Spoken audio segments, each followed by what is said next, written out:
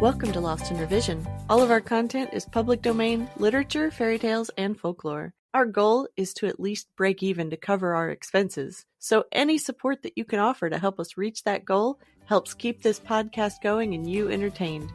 All of our music is by Nathan Hubble and is used with his permission. Thanks, and enjoy the show. Hey everyone, welcome to Lost in Revision.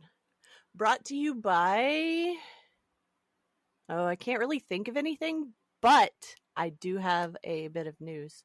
I got my 20-year letter from the VA. Yay! Wow. I got a certificate and some coasters, glass coasters, which they're not here yet. They're being sent in the mail. I thought that I would end up being retired with 19 years and 11 months, but I've been on sick leave long enough to get 20 years. It's always nice when recognition comes with useful swag. Right? The glass coasters will be handy. As always, I'm here with two of my favorite humans, Angel and Polly. How are you today, Angel? Oh, well, I'm not quite sure.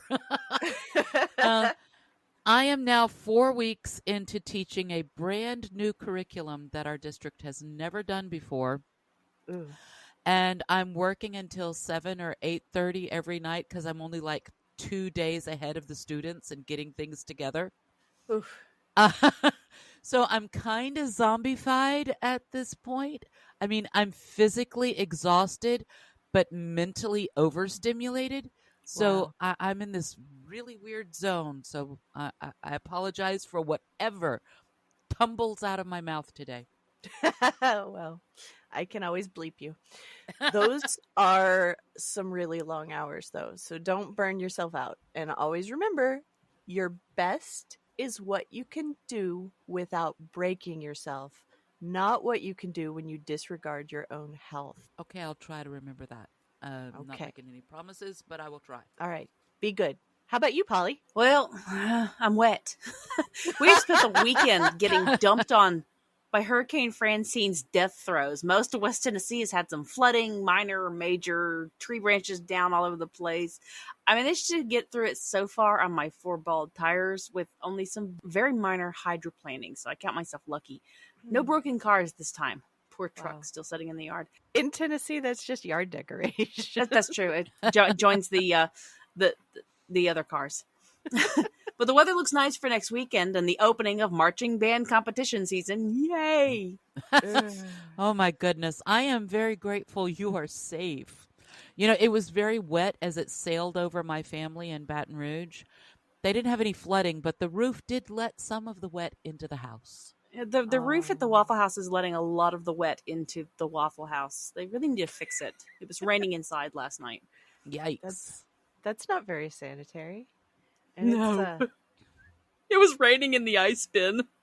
I am also glad you're okay. That's so gross, Polly. Ew. So, how about we move on and you tell us a little bit about the history and culture of this story? But it is almost as well known as Cinderella at this point. I don't know. I guess there's something intriguing about sticking a maiden in a tower. The most well-known version of the story, popularized by our friends, the brothers Grimm, was published almost 200 years after the earliest known version of the tale. We start in Italy, 1634, with Giambattista Basile, who you will remember from our Cinderella episode, also published the earliest European version of that tale. I think you have too much confidence in my memory.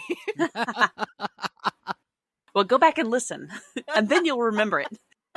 His version of today's story is called Petronella, which translates to parsley, the botanical of choice for his heroine's mother's craving. As the story moved north from the Mediterranean into Europe, parsley became rampion, a delicate green with spicy edible roots.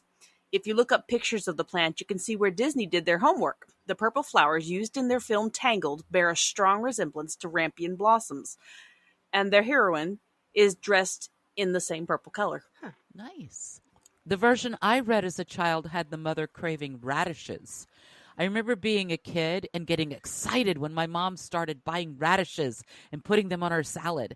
I eagerly tasted one and was completely horrified. It was my first experience with a food looking cute and pretty, but tasting like it wanted to poison me. I ended up having serious resentment issues with radishes after that. Aw, radishes aren't so bad. Now I'm hungry for a radish and butter sandwich. Polly, were you the one that told me about that all those years ago? Oh, where the radish is nice and thin and the butter perfectly spread. Ugh, it's nothing like it. Now I want a mutton sandwich. Really. We used to grow them in the garden, and there's nothing like a freshly pulled radish where you wash the dirt off with the garden hose. Ugh.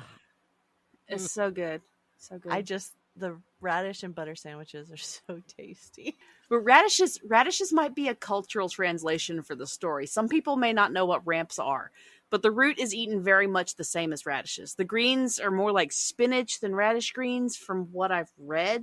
I've never eaten rampion myself, but they're native to Europe and the Mediterranean and not to the US. Well, I just learned what rampions are today. There's a lot of variety to work with here. The methods of imprisonment vary from version to version once she's cast out of the tower to keep her from her husband. She is sent to another tower in the wilderness or marooned in the desert in a palace. In one version, she's stranded on an island in a swamp surrounded by impassable water teeming with snakes and horrible toads and probably alligators, because this sounds like a version that came out of Louisiana. That sounds very Louisiana. It does. There's a version where she's placed in a cave high on a mountain cliff and her singing echoes through the mountains. So I guess that's the Swiss yodeling Rapunzel. That's what Disney needs to do. Also, sometimes she and the prince have children and sometimes they do not. It doesn't seem to be an important plot point. They don't really come into play. I think Tangled is the only one that doesn't have them actually married, which shows that marriage was considered a private affair, an arrangement between the two and not so much a religious rite. Otherwise, how could two people alone in a tower become husband and wife? Yeah, it seemed that a vow made and received, then consummated was enough to make it a marriage. I know several people who are living that way today. I mean, it's not a rare philosophy in history.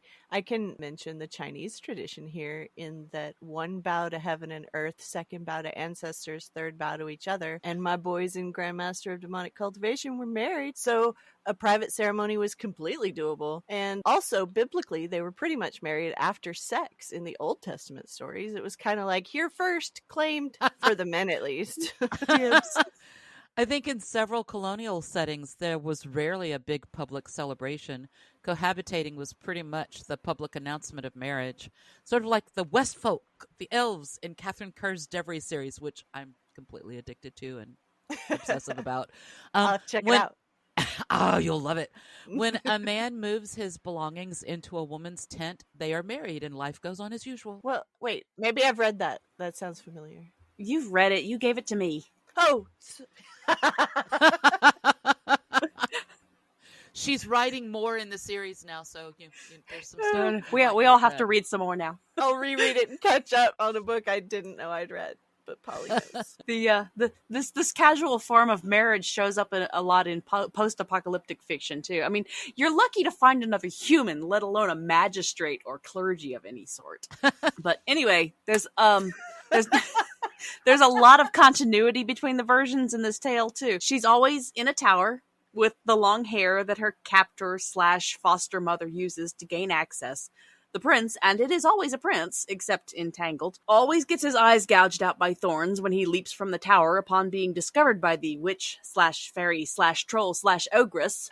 Rapunzel's tears always heal him in the end. Yeah. Also, Rapunzel is always singing in every version. It is her singing which draws the prince to her, in the beginning and later in his blindness. So this tale was always, from its inception, made for musical theater. You know, and that gave me hope as a child. I was never the pretty princess, but I could sing. In the version I read as a child, he didn't leap out of the tower. It was one of the versions where Rapunzel had children, and when the witch showed up and discovered the babies, she became furious, and she cut off Rapunzel's hair and banished her to a hidden... She didn't notice for 9 months? Almost she didn't 10 visit months? every day. I don't know. She didn't visit for 9 months? Year? That's like... I don't know. Maybe Rapunzel was really good at hiding it. Hey, she had twins. I hid my first pregnancy for 6 months without anybody knowing. When I was at work, I was 8 months pregnant and somebody came walking up to me and went, "Angel, are you pregnant?"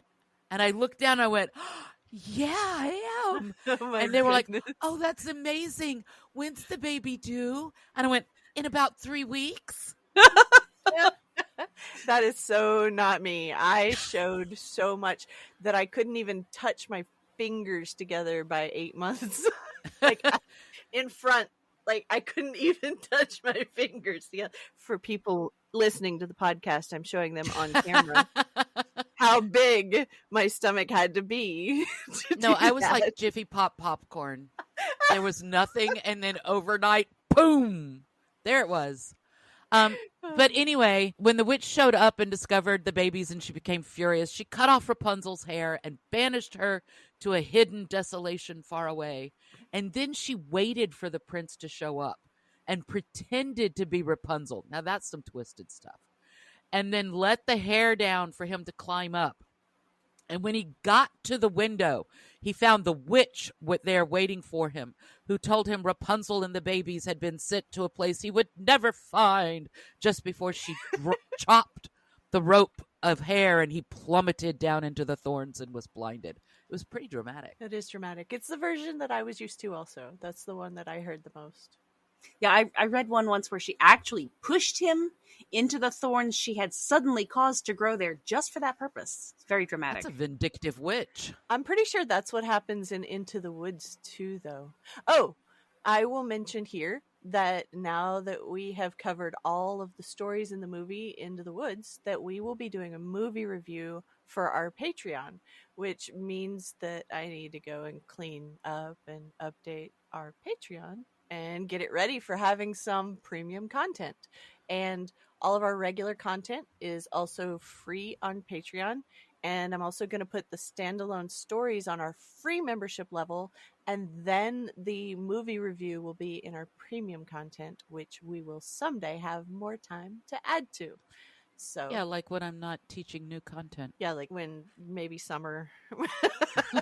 So let's move on to the reading of the story, and then we can discuss it after.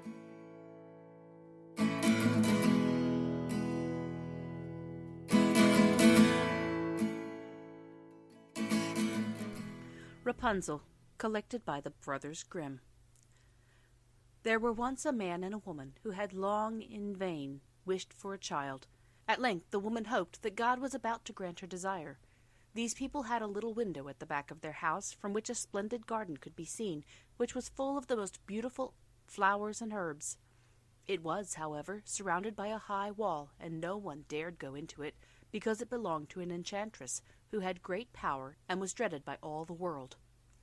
One day the woman was standing by this window and looking down into the garden, when she saw a bed which was planted with the most beautiful rampion, called Rapunzel, and it looked so fresh and green that she longed for it and had the greatest desire to eat some. This desire increased every day, and as she knew that she could not get any of it, she quite pined away and looked pale and miserable. Then her husband was alarmed and asked, "What ails you, dear wife?"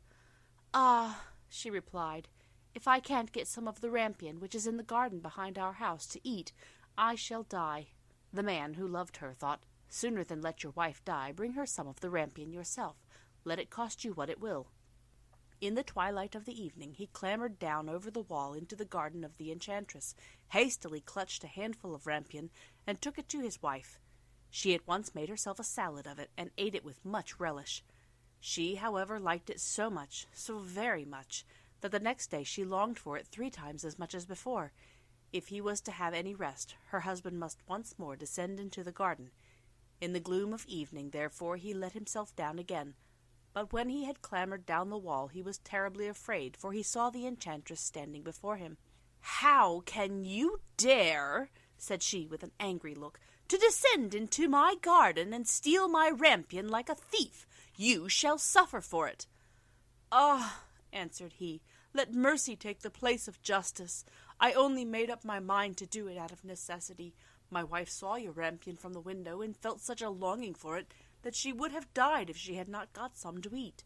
Then the enchantress allowed her anger to be softened, and said to him, "If the case be as you may, I will allow you to take away with you as much rampion as you will, only I make one condition. You must give me the child which your wife will bring into the world. It shall be well treated, and I will care for it like a mother." The man, in his terror, consented to everything, and when the little one came to them, the enchantress appeared at once, gave the child the name of Rapunzel, and took it away with her. Rapunzel grew into the most beautiful child beneath the sun. When she was 12 years old, the enchantress shut her into a tower which lay in a forest, and had neither stairs nor door, but quite at the top was a little window. When the enchantress wanted to go in, she placed herself beneath this and cried, "Rapunzel, Rapunzel, let down your hair to me." Rapunzel had magnificent long hair, fine as spun gold, and when she heard the voice of the enchantress, she unfastened her braided tresses, wound them round one of the hooks of the window above, and then the hair fell 20 yards down, and the enchantress climbed up by it. After a year or two, it came to pass that the king's son rode through the forest, and went by the tower. Then he heard a song which was so charming that he stood still and listened. This was Rapunzel, who in her solitude passed her time in letting her sweet voice resound. The king's son wanted to climb up to her, and looked for the door of the tower, but none was to be found. He rode home, but the singing had so deeply touched his heart that every day he went out into the forest and listened to it. Once, when he was thus standing behind a tree, he saw that an enchantress came there, and he heard how she cried, "Rapunzel, Rapunzel, let down your hair."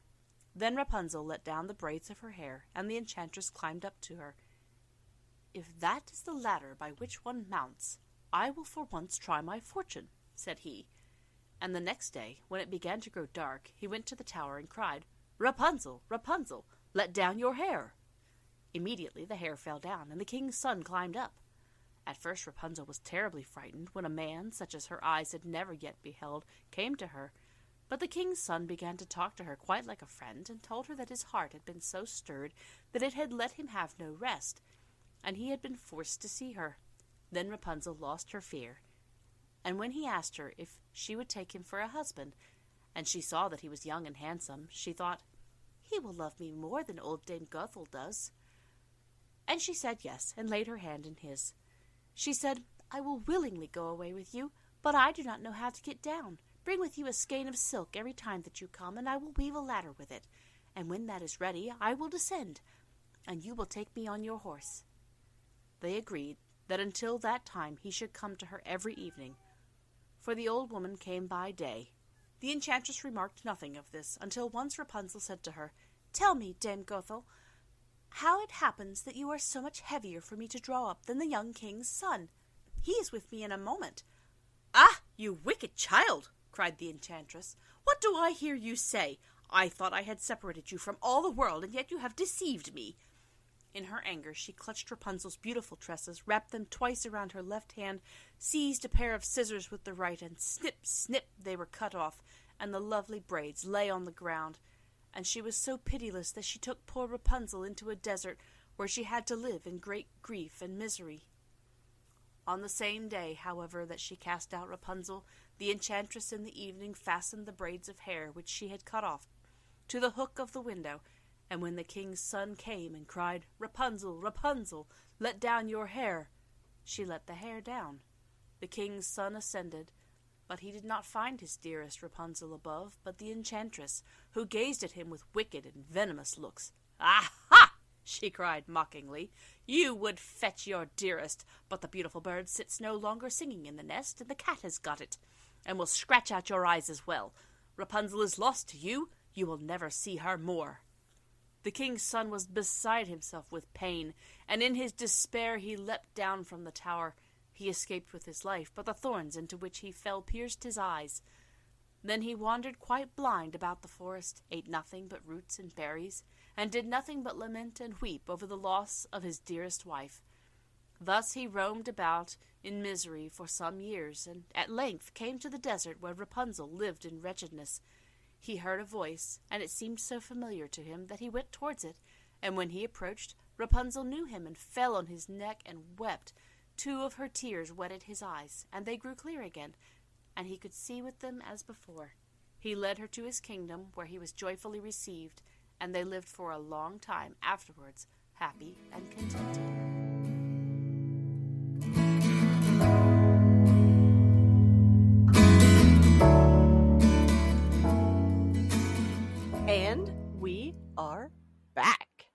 So, what is your favorite part or version of this story?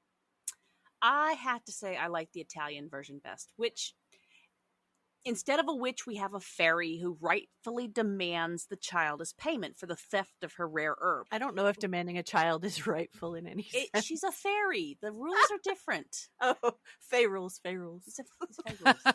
She loves the child and raises her in opulence. Even when Personette is revealed to have deceived the fairy, she still provides for her adopted daughter by giving her and her children a place of safety with infinite food and water. It's only the prince who keeps messing things up for her. Man. You know, he shows up, all the food turns to stone. All the water turns to poison. They're all going to starve to death. But then, when the fairy realizes that the two young humans really love and are devoted to each other, she relents and delivers them back to the palace of the prince's parents. I actually love that. I need to go read it. I never understood randomly holding children captive and getting nothing from it. Like, not even magic hair.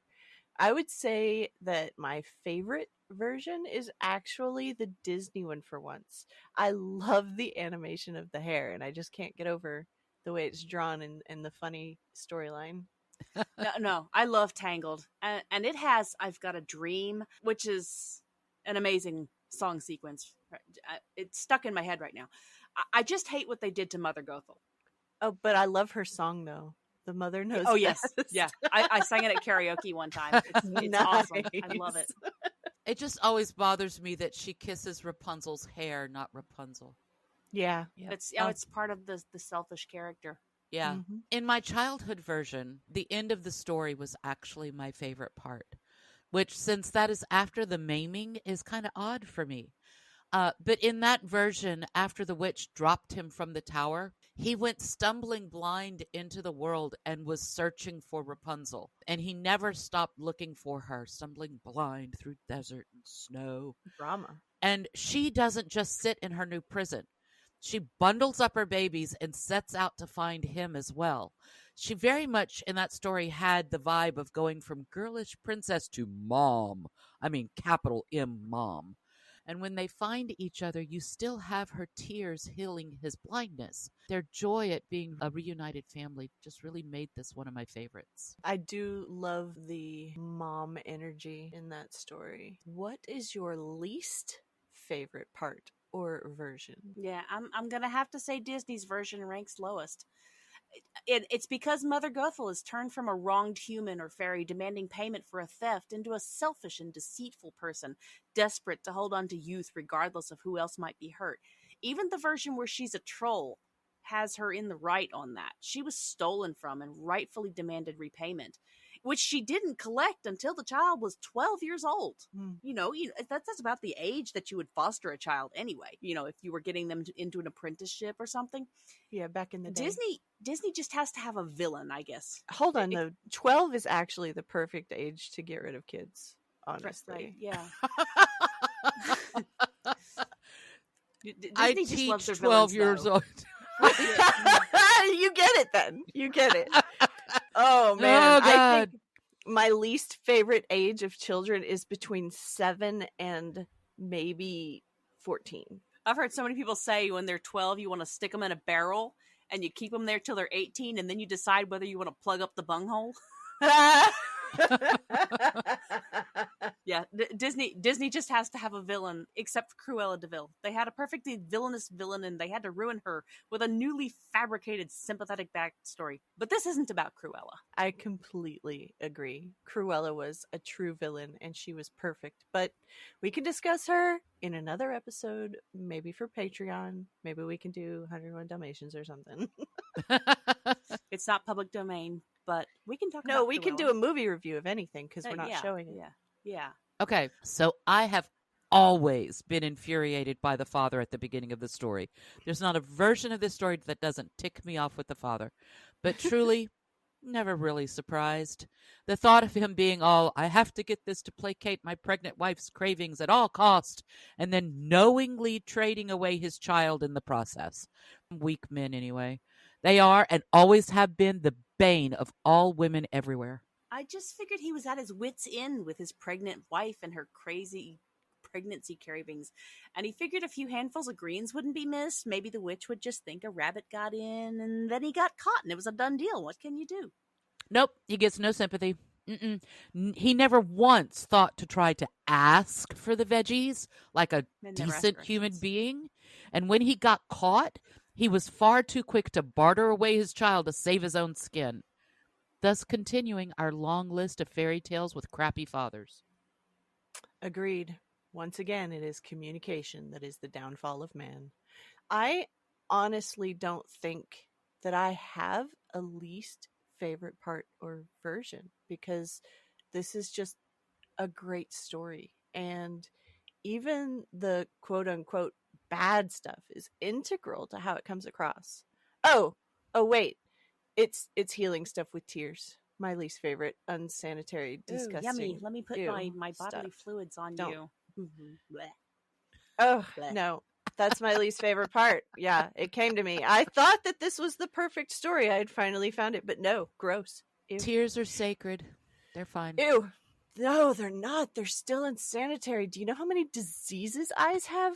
Humans are so gross. Here, have some pink eye. So, moving on. What are the original lessons that you think this story was trying to convey? Stealing from witches and fairies is unwise. They will demand your babies in return and imprison them. Also, love conquers all. It was Rapunzel's tears, born of love, that healed the prince's wounds in every version. But why do they always use tears? It's so unsanitary. Ugh, I've always been grossed out by that trope. It makes me shudder. Ugh.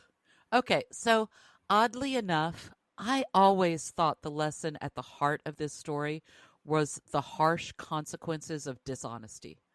The husband sets everything in motion by sneaking and stealing, and then didn't tell his wife about the bargain he'd made to save himself.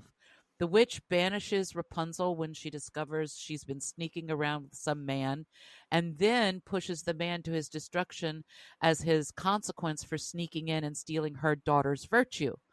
All of the anger and punishments come from the indignation of having been lied to, albeit a bit of an overreaction of indignation, but again, not so unrealistic to what I perceived as typical behavior in the environment I grew up in. I mean, Lord help anybody who lied to my mother. This witch's scorn was nothing compared to what my mom could do. And lying always had the absolute worst consequence. There was nothing I could do that would get me in more trouble than lying to my mother. I just had to eat soap. Ew. Oh, no. Angel, are you a princess and your mom stole you? But I digress. Women hurt by men sneaking around is absolutely nothing new. So, Amen. What do you think the modern lesson would be? Mind your own biscuits.